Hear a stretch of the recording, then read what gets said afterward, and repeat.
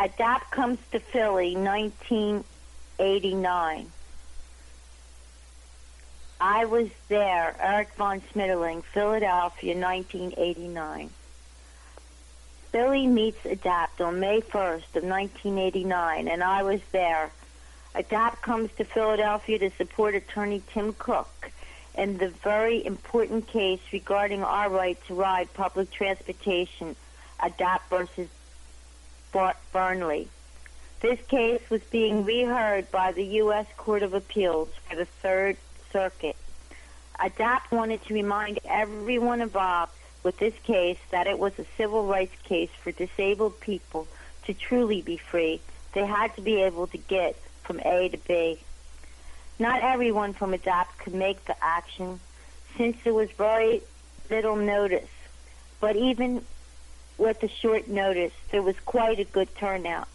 There was representation from California, Colorado, Washington, D.C., Georgia, Massachusetts, and New Jersey, New York, and Pennsylvania. Disabled in Action gave a lot of support to this action, as did CORD, who brought a lot of people from Massachusetts. Friday, the ADAPT protesters gathered at the federal building. After only 4 protesters got inside the building, the security officers blocked all the entrances. Thus, the negotiations began. ADAPT was told that Attorney General Thornburg was on a plane and could not be reached.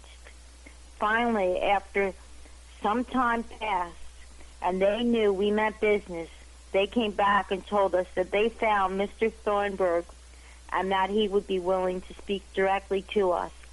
In that meeting, people felt that he was visually moved with how important this was to the disabled community.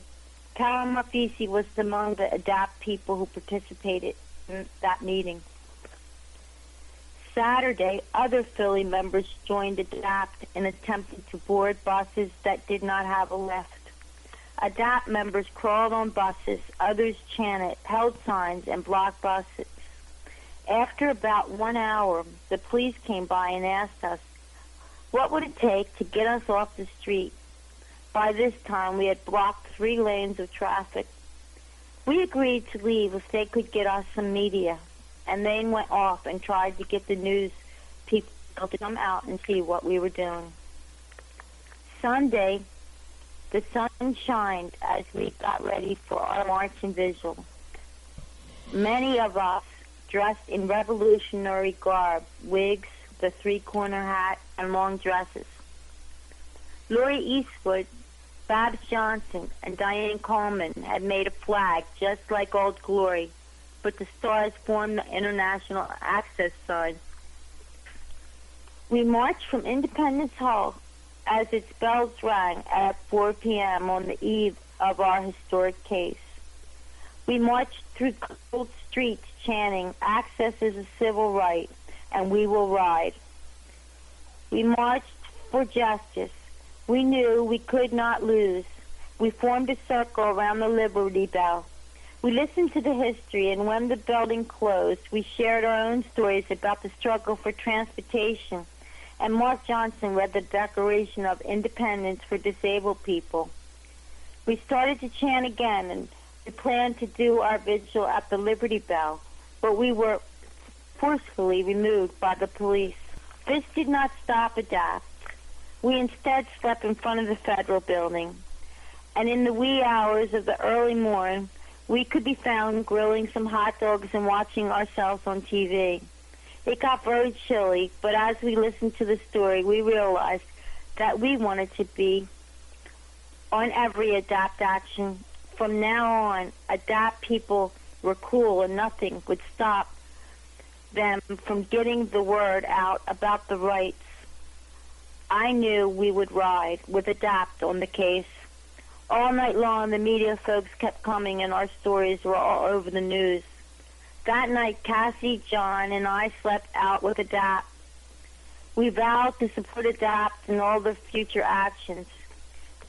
Tim Cook did a great job in court, and many advocates from Philly joined to hear the case in the morning. This was an important case. The cap on bending was removed so it was possible to make public transportation accessible. An important step in getting access in public transportation. Back then our dream was to get on the bus, and now we do ride. Tim Cook was ADAPT's first lawyer. We all missed him. He worked here in Philly, and Steve Gold was a mentor. Often they worked on transportation cases together. We as disabled people look back at Tim Cook's life and realize that much of his early adult life was spent working on our rights to ride public transportation, and he also worked on access cases. He had a national law practice committed to disability rights in Washington, D.C.